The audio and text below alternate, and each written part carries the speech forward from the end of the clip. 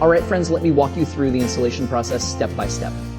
First, you will need to remove the lower guard plate from your motorcycle's original turn signal and taillight. Remember to keep those screws safe. We will be using them again later. Next, carefully disconnect the wiring harness from the stock turn signals. Take your time here to avoid damaging the connectors.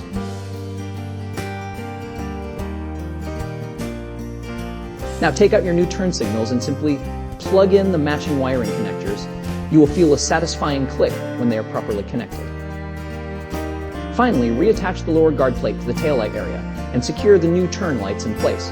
Give each component a gentle tug to make sure everything is properly attached.